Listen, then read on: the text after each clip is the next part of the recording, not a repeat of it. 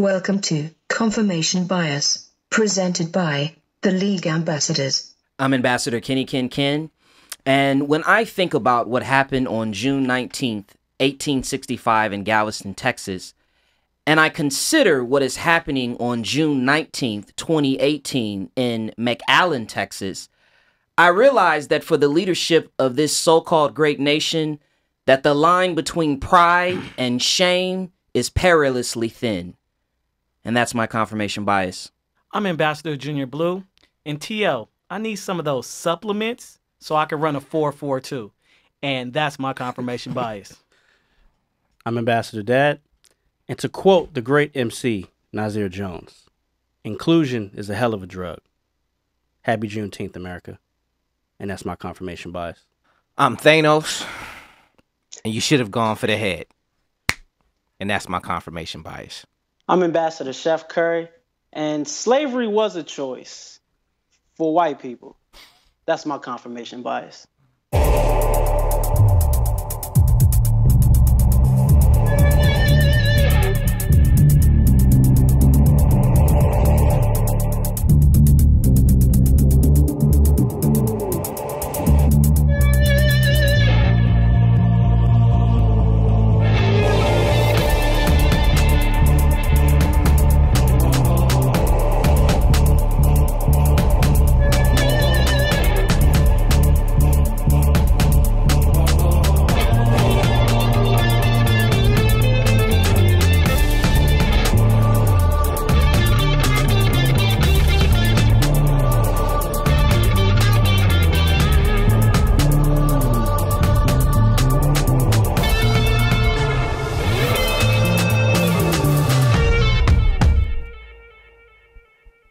Welcome to Confirmation Bias. This is episode 56, second season of our show.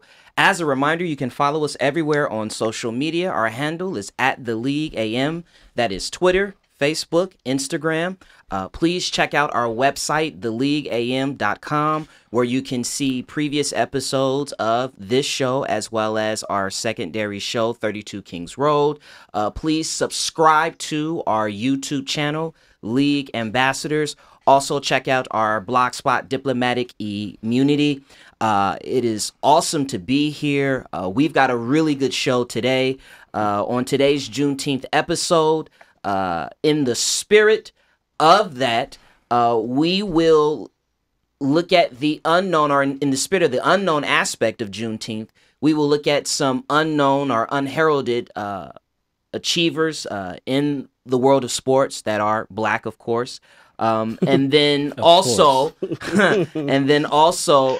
in commemoration of the thievery aspect of the Juneteenth story, we are going to look at the top 10 worst contracts in sports history, aka the guys who got their personal form of reparations. Are they the top 10 contracts? According to us, there are top 10 worst contracts. Are they the top 10 worst Based contracts? on performance. Yeah, based on performance. Or lack thereof. yeah. We've got a thieves theme in the show tonight. So what we're going to do is we will alternate between the stars. Like I said, these are going to be black luminaries who have done well that maybe aren't really talked about. And then we will alternate that with our top 10 list of themes, and we'll start with 10 and go all the way down to 1. Kev, who's your luminary? Who's the person that you want to, or the people that you want to highlight as having a significant achievement in the world of sports?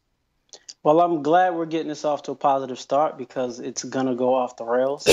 So I started with Mr. Adisa Bakari and his partner, Jeff Whitney, who are the CEO and the founder, respectively, of TSEG, which is a sports entertainment group. It's a sports agency based out of Washington, D.C. And they represent mostly NFL players, including Tyrod Taylor, Le'Veon Bell, who's going through a very interesting contract negotiation stage. And their agency reps more athletes that went to HBCUs than any other agency in the country, which I thought was amazing and definitely worth noting, given how many other super agents get, respect and credit. I think these brothers, for what they've accomplished, is something that's definitely worth noting. And in addition to, of course, being their clients' agents, the services that they provide include intellectual property protection, real estate consulting and acquisition for athletes, and tax and wealth preservation planning, which is important in an industry where athletes, specifically black athletes, often misguided or not guided at all on how to manage their finances. And Bakari was quoted as saying that we see tens of millions of dollars being made by these individual athletes, and we don't see the level of wealth preservation and wealth generation that we should see. So, I think it's definitely important that we highlight black people off the field or off the court as much as we do the athletes that, that perform themselves, because these are the faces that help shape how business is done behind closed doors. And in those rooms, I'm sure some of us can attest, those glass ceilings are made of steel. So for these brothers to succeed in that arena is amazing.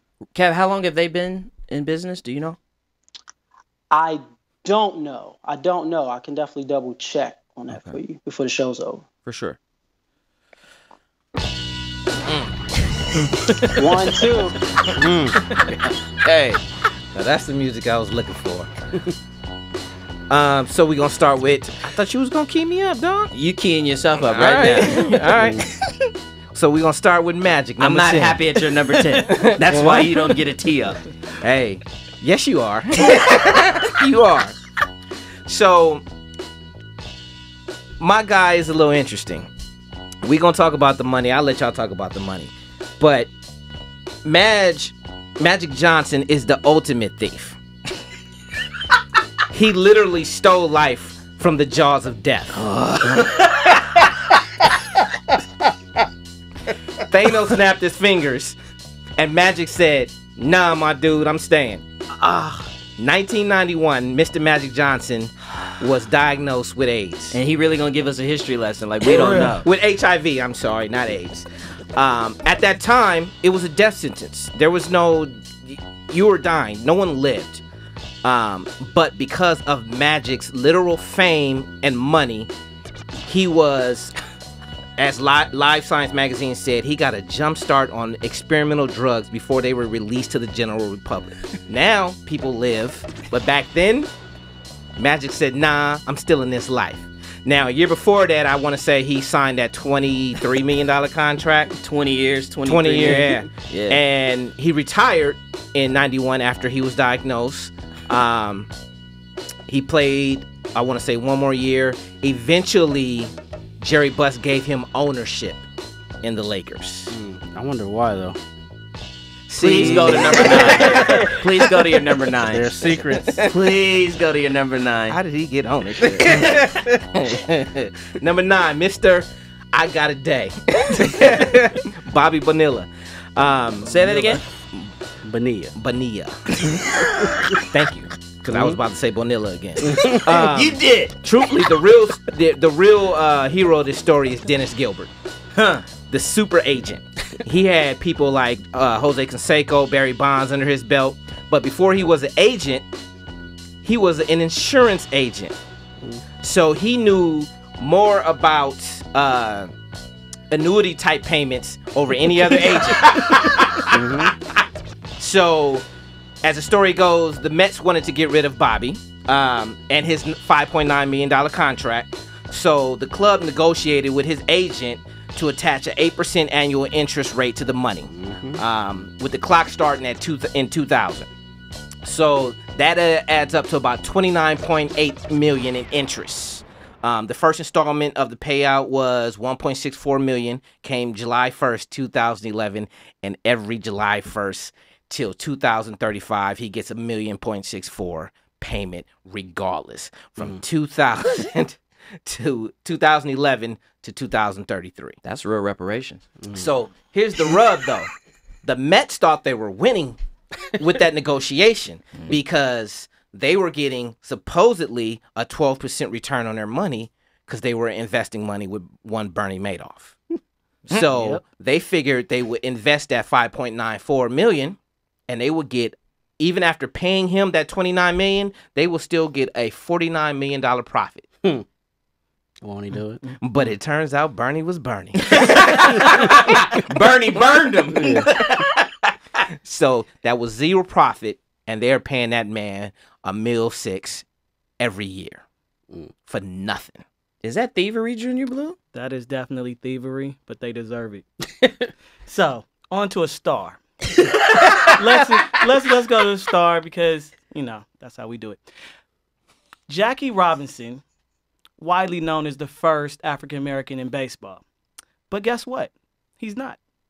Moses Fleetwood Walker, 60 years before Jackie Robinson, actually was the first African-American ever to play in a major league.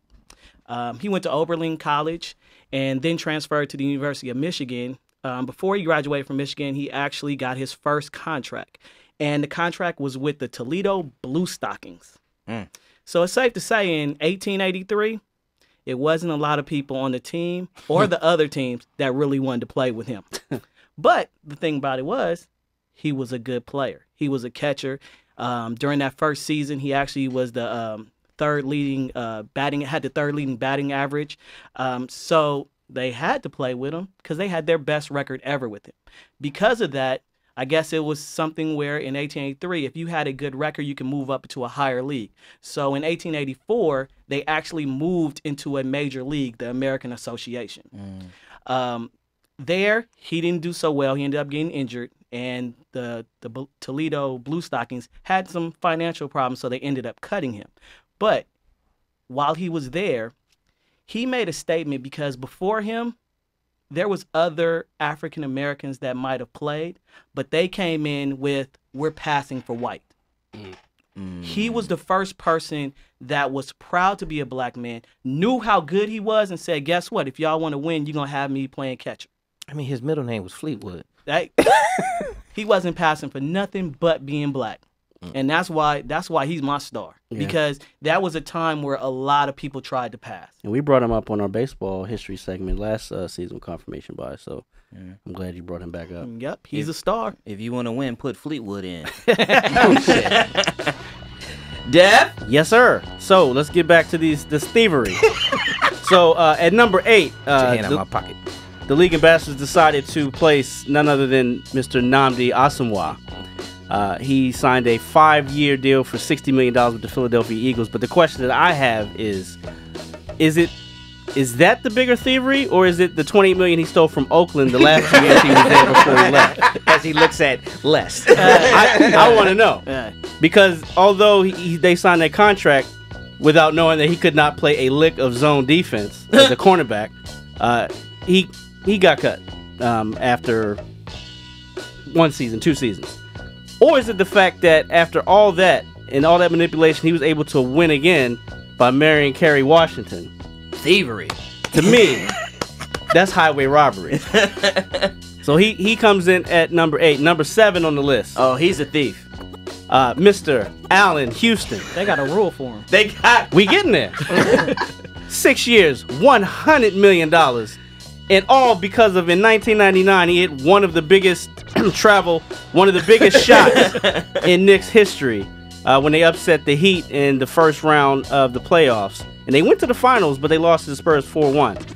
So after that, they rewarded Mr. Houston by signing him in 2001 to that big-ass deal. He retired in 2005, and he was on the books for 2006 and 2007, where he was still the second highest paid player in the league. And because of that, as Ambassador Junior Blue alluded to, they made a rule called the Allen Houston rule to alleviate pressure from the luxury tax because of that deal. If you get a rule named after you, you are a fucking thief. Yeah. Columbus got a holiday. Sure. And he was also a thief. Allen got a rule. All right. My star is ABA great Mac Calvin. 5-time ABA All-Star, 3-time All-ABA. He's second all-time in the ABA in assists, and he holds the record for the most free throws made in a season. Mr. Mac Calvin is one of the best ABA players to not yet be in the Naismith Hall of Fame. He is a Southern California native, went to Long Beach Poly High School, He lost one game in his entire varsity high school career. He got over 100 scholarship offers, and he couldn't academically qualify for any of them because he could only read at a 5th grade level. He only graduated from high school because his arts and crafts teacher changed his grade from a D to a C.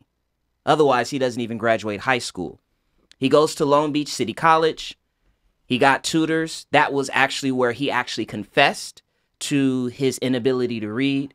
Got some tutors. He graduated in 2 years on the dean's list with a 3.5 GPA. He actually received scholarship offers, obviously, because he was a prolific basketball player. 2 of the offers came from both UCLA and USC. Allegedly, he is actually the first person that Coach John Wooden personally recruited to come to UCLA.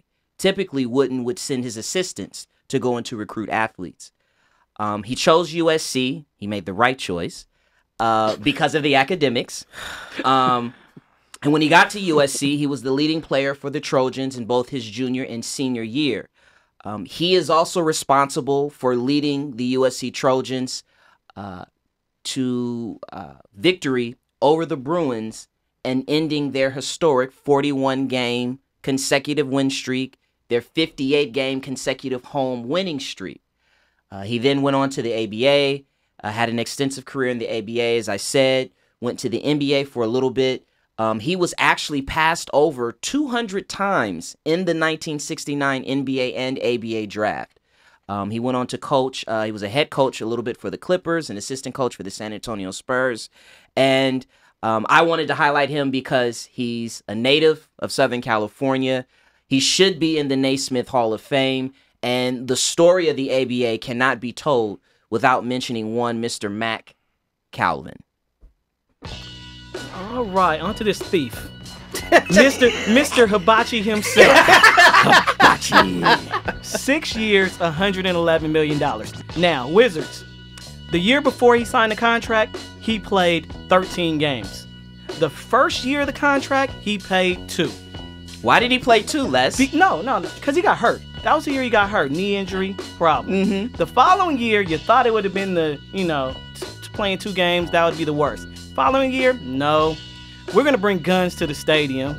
We're going to have a problem with Javaris Crittington. By the way, he's doing 23 years for manslaughter. So, might have been warranted. Exactly. So, basically, he gets 6 years, $111 million for what? 4 years of playing less than 50 games. And in the last 2 years, playing 0 games because he's out the league.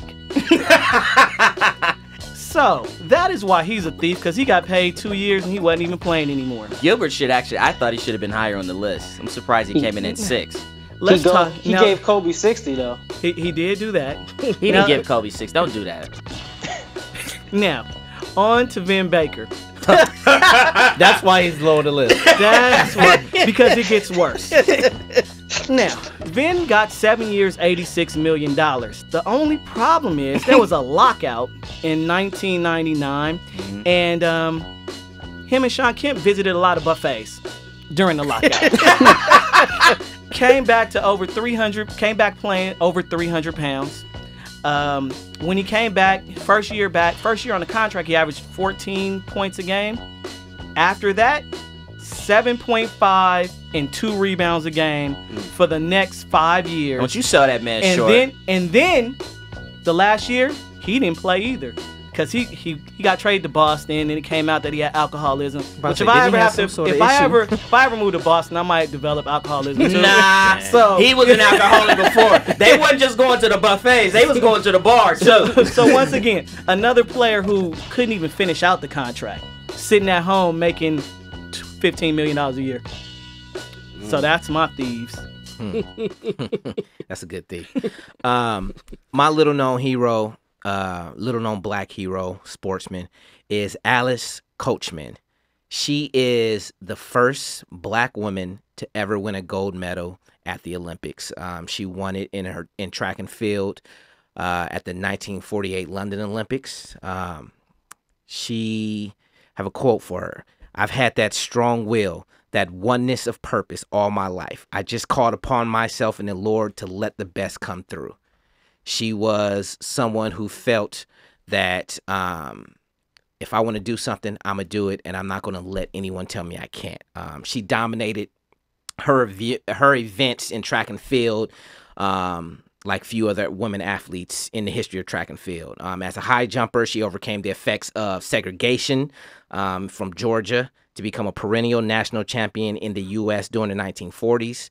And actually, her Olympic gold medal pretty much set the stage for future female Olympic champions such as Wilma Rudolph, Wyomia Tyus, Evelyn Ashford, Flo Jo, and Jackie Joyner-Kersee. She often actually trained barefoot because her parents couldn't afford shoes, and plus they didn't want to run in track anyway. They thought she should be more ladylike, and she said, nothing's going to stop me.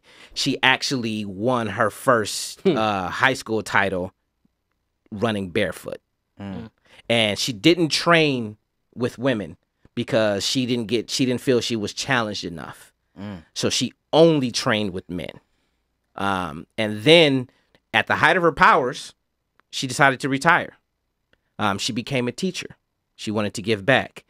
Right after the Olympics, she signed a couple endorsement deals, which was pretty much unheard of also at the time. But then when she retired and became a teacher, she decided to start a foundation. And she started a foundation to help out athletes that were Indigenous? Indigenous, yes. So she has decided to give back. Instead of because she was in her prime when she retired, but she felt like she can give more by teaching. So I always thought I could run faster with my shoes off too. Yeah, but that's not something you should be doing. You should. I'm glad that's the joke you made versus a joke that you could have made. I'm going to go number 4 on the list. Mr. Eddie Curry. 2005, 6 years, $56 million. Now, he's a thief because he's fat. He still is fat. I haven't seen him in 15 years, but he's still fat. I'm pretty sure of it. He was lazy. He played only half of the court. He was a decent offensive player. He was notorious because he was drafted out of high school. But he also had a large and irregular heart. And he took the money anyway. As he should. On top of that, the New York Knicks traded for him. This wasn't a sign as a free agent. So not only did he take 6 years and $56 million, but he took players that turned into Joakim Noah, LaMarcus Aldridge, and another thief, honorary thief, Mr. Tim Thomas. When he got to New York, his first season, he didn't play at all because Larry Brown was his coach, and Larry Brown was like, fat people can't play basketball. In his second season, he did have 19 points and 7 rebounds. That, my friends, was the climax.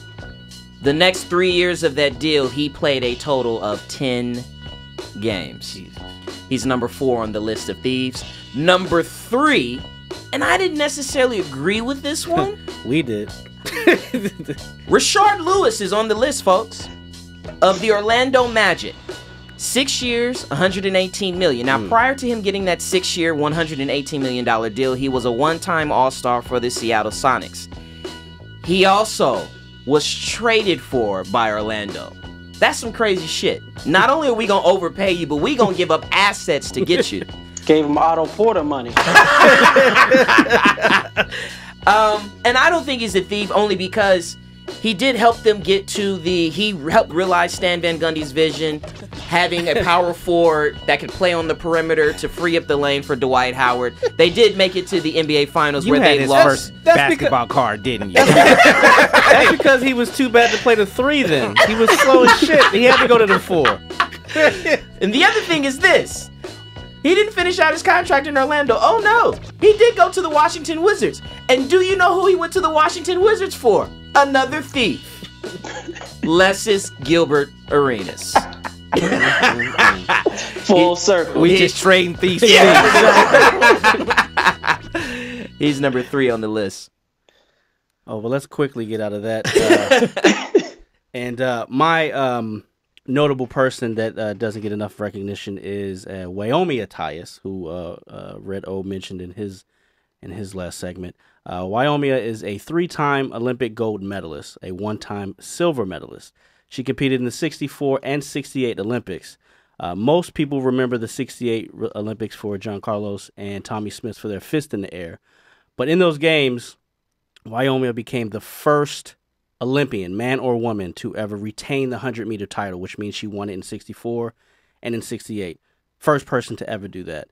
She also ran anchor in the 4x100, where she picked up her 3rd gold medal. After the Olympics, she retired, went into this professional track and field organization, which was called the International Track Association Competition, where she actually ran the 60-yard dash in competition. And in 40 races over the first 2 years, she won 30 of them. She competed from 73 to 82.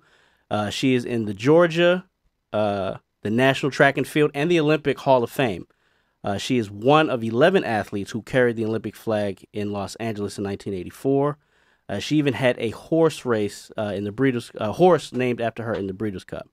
But most importantly to me, it almost turned into something totally different. But most importantly, I actually know her personally. She's actually one of our good friends' mom. That's Tyus's mother. Oh, that's what's up. So shout out to her, and more people should know about the first ever back-to-back gold medalist in 100 meters. That one I knew. Kevin, let's finish up these Thieves theme. Top 2. All right, turn me up, Mike. So, number 2 on our prestigious list is none other than Mr. Jamarcus Russell, who was drafted by Les's Oakland Raiders in 2007. I sense a theme here. He held out of training camp his rookie year until Oakland signed him to a whopping 6-year, $68 million contract. Pay that man. And this is how Mr. Russell returned the favor. He played almost 3 seasons in the NFL. He frequently showed up to camp overweight and unprepared. His last season, 2009, he finished last in almost every quarterback category across the league. Oakland released him after 2009 and filed a grievance against Mr. Russell for $9.5 Give me my money back. Now, here's where it gets great. In an attempt to get his career back on track, Jamarcus consulted in former NBA player John Lucas Jr. for a bit of life coaching. But just 7 months into it, Lucas severed all ties with him and no longer wanted to work with Jamarcus. Now, when John Lucas Jr. doesn't see a chance of rehabilitation, brother, you don't have a shot. We got problems. And rounding out our number 1, speaking of overweight disappointments, he's number 1 on our list and number 92 on your carryout menu, Mr. Albert George Hainsworth III, who stuck it to the man like no other. So in 2006, as a member of the Titans, Albert was suspended 5 games after stomping on the head of Cowboys Andre Giroux.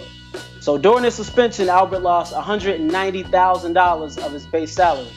In the next season, in 2007, he slammed Maurice Jones-Drew and was fined again by the NFL for $5,000. When Albert hit free agency, he was considered the best defensive tackle in football. So how did he get revenge? He did what every black person should do. He went to Washington, D.C. and demanded reparations. The Washington football team signed him to a 7-year, $100 million contract where he was set to make $32 million in the first 13 months of the deal. And once Albert got his deal, once he made America right all of the wrongs that they've done in his life, Albert stopped showing up to work. He didn't participate in off-season workouts. He came to camp late and out of shape. He failed conditioning tests. He called in sick to practices. He even complained about the type of defense the team played in. And for that, Mr. Hainsworth, you are the worst, or maybe the best, thief in black history. Golf clap to our top 10. Yes, sir. Way to hit the post on that too, Kev. So the lesson here is that if you want to make the worst contract list, just put on a few pounds after getting paid. That's the theme. That's the theme here. Make sure you get some guaranteed money. All right, we will end it here. This has been a fun episode. Shout out to Adisi Bakari, Jeff Whitney, Moses Fleetwood Walker, Matt Calvin, Alice Coachman, and Wyomia Tyus. It's pretty dope. We'll be here on Thursday for the NBA draft. We'll have our Hot Topics show. Follow us everywhere on social media. Our handle is @TheLeagueAM.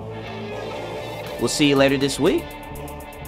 Please don't sue us, Nas. We need the money.